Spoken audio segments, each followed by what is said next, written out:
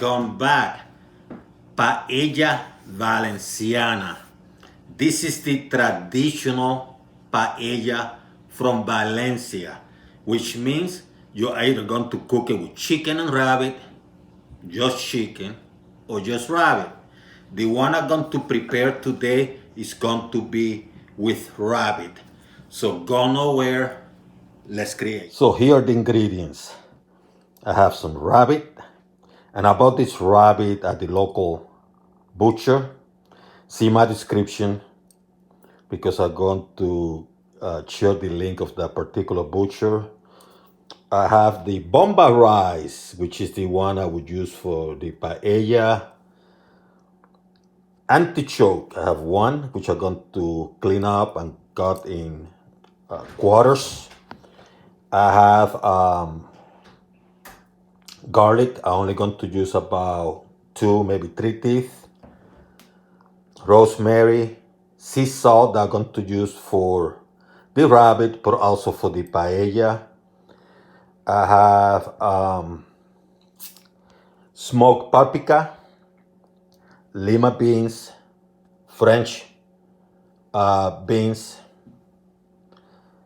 I also have the tomato. This is a large one. I'm going to create my own tomato sauce.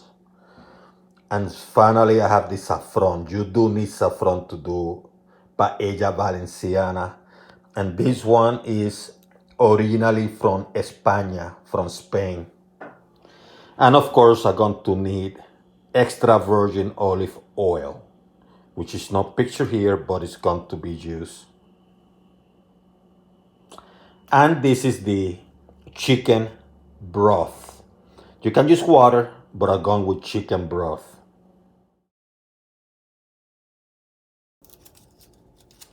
So what I have here is a very hot pot. And what I'm going to do, although I already put some salt in the rabbit, I'm going to add a little bit more here, because I'm going to be using vegetables and stuff like that, and you know, we need to add some flavor. So that's the first thing I'm going to do. Let it heat up for a little bit. And then I'm going to add some extra virgin olive oil. That's the sound of the music. And now it comes the rabbit.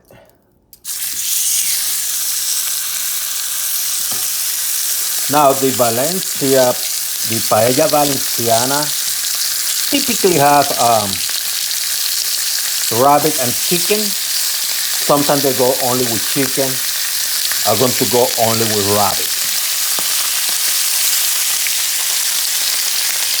And what you're going to do here is you're going to cook this until it's dark. So you see, you move it around.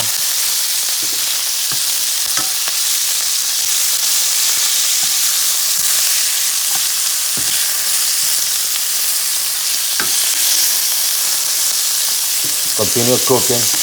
Now this rabbit I bought at the local butcher. The Hook is the name.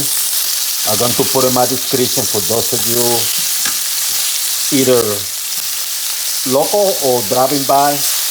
Great butcher. This stuff is smelling good already.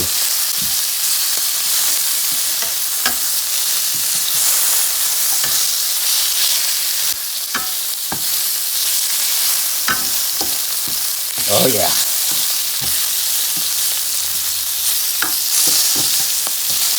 The thing about cooking a Paella Valenciana is the people from Valencia, they don't play around with their paella. So I'm sure I'm going to get some comments. Maybe. Maybe not. But here's the thing. Paella was cooked for many years by shepherds. They were trying to feed their families.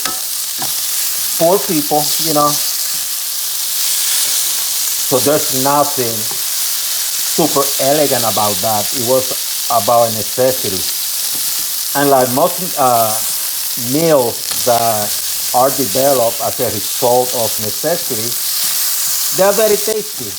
And those are the meals that have survived throughout the decades, centuries, and this is one of them. Now, if you ask somebody from Valencia, what about a seafood paella? They will laugh in your face. They call that rice with a lot of stuff added to it.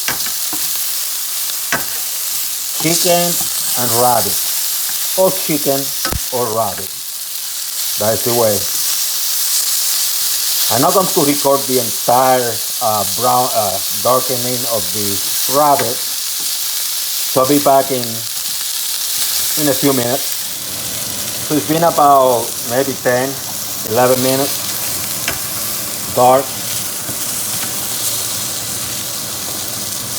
So it's time to start adding some of the veggies.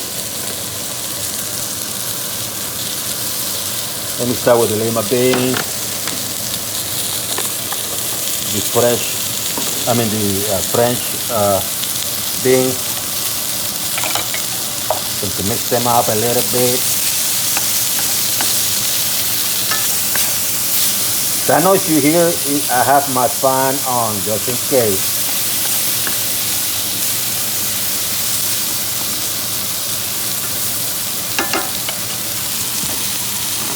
Let me add the flavors now. The artichoke. And just mix it up a little bit. I didn't even pull the rabbit out. I just put it in on the side for now so I can work with it. This is a relatively small pan, but it's the right material. I just showing that you can do this stuff in the kitchen, that's all. So I'm going to add the garlic.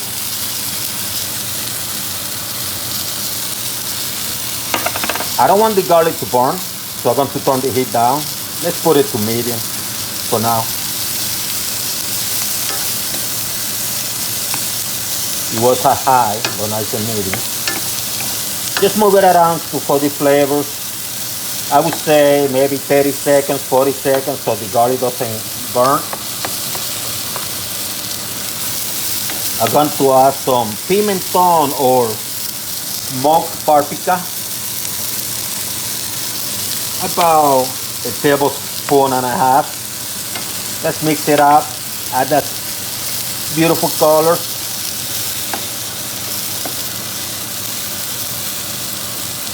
Ooh, it looks beautiful, smells good. I grated my tomato. That tomato was huge, so I'm using about, I would say about 3/4 of that tomato. Let's move stuff around.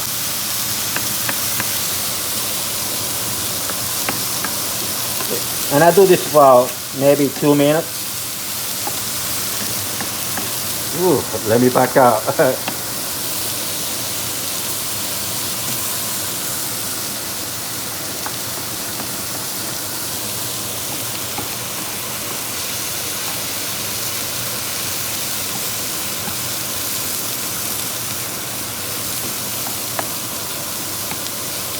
And now I'm going to add the chicken broth. So let me move the rabbit around to their position perfectly. Just in the middle. Let's see.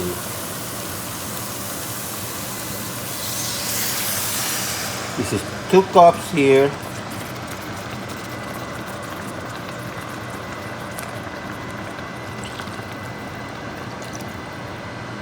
Three. Let's make it 3.5. Some people add a lot more. are done. It's about understanding your stove. And you can use water, but I went with the chicken stock. Because you know, when they cook this dish in Valencia, they were using chicken and they were using rabbit. I decided not to go with the chicken today. I decided to go solely rabbit. But I added the chicken broth just to give it a chicken flavor too. Now it comes the stuff that is needed. Now what I did with the saffron, I roasted. I do have a very short video of how to use saffron. And there are different ways that you can use, you know, like prepare the saffron. Sometimes you use it straight up depending on the meal you're cooking. But for this, I roast it and I show you how to roast it there. And then what I do is I squeeze it a little bit. And now I start adding it here. Paella without saffron is like, I don't know. It's like life without love, I guess. So let me turn the heat a little bit up first. I mix it up.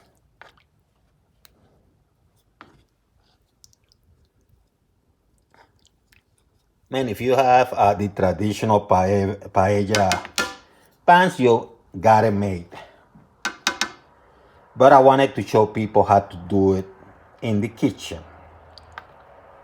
Let me move stuff around a little bit.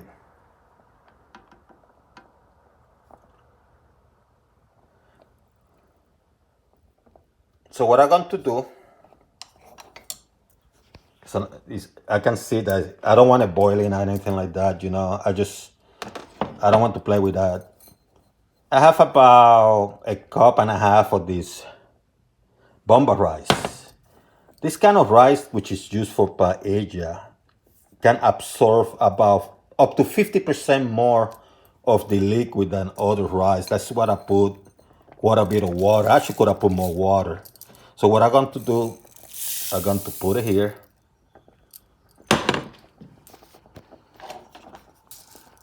And I'm going to make sure it's well distributed.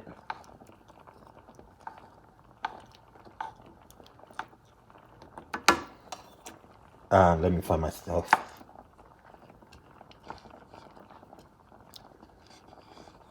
This is the part that's tricky because people cannot see it. Is how to make sure the rice is well distributed. So what I do is this, I just move it around a little bit.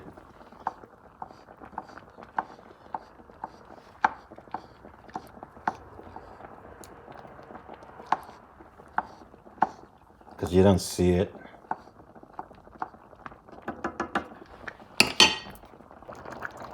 So I turn the heat up in high heat and I'm going to let it go like that for maybe 8 minutes, maybe a little bit longer.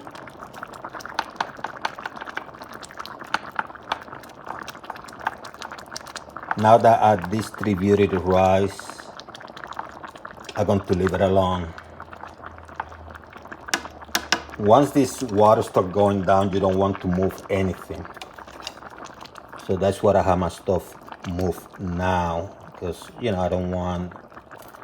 Because what you do when you start moving stuff, once the water starts going down, it's the starch. You don't want that starch. You don't want like we call in Puerto Rico arroz amogallao or sticky rice. You don't want it sticky like that.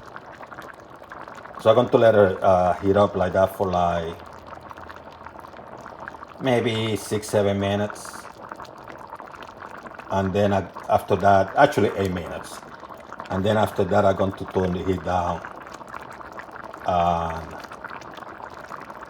you know, cook it for maybe another 8-10 minutes until the water is sufficiently down, which I'm going to show you. So after 8 or 9 minutes of higher heat, I'm going to move it to medium. I'm going to let it cook like that for another 5 minutes. See how beautiful it's looking? So right now, I'm going to turn the heat to low. And I'm going to, actually before I cover, I'm going to put some rosemary. See how pretty? To give it the aromatics. I love aromatics in my food. Just put some rosemary. I don't want it to look too artistic. I just want to put them there, you know, for aromatics. Actually, this should be enough.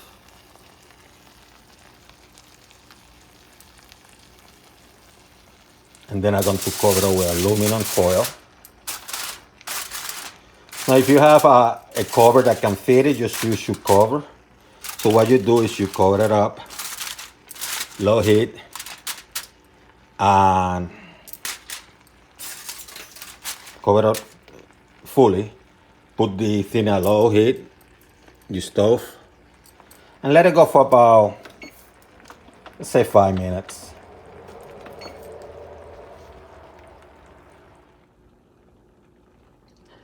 So I had it covered for 6 minutes. Let me take a quick look.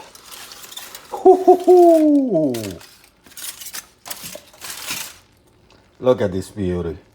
So I want some soccer rat. Soccer rat is the little stick. It's like pegao. It's like that. It gets hard, kind of a little bit burn at the bottom, and that's very tasty.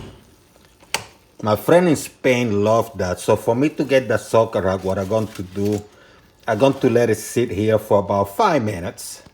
Heck, I'm going to cover it and let it sit for like 5 minutes. And then we're ready. We're ready. Ain't that beautiful? And I do have a lemon, so when I serve my plate, I can squeeze a little bit of the lemon in mine. It's going to be delicious.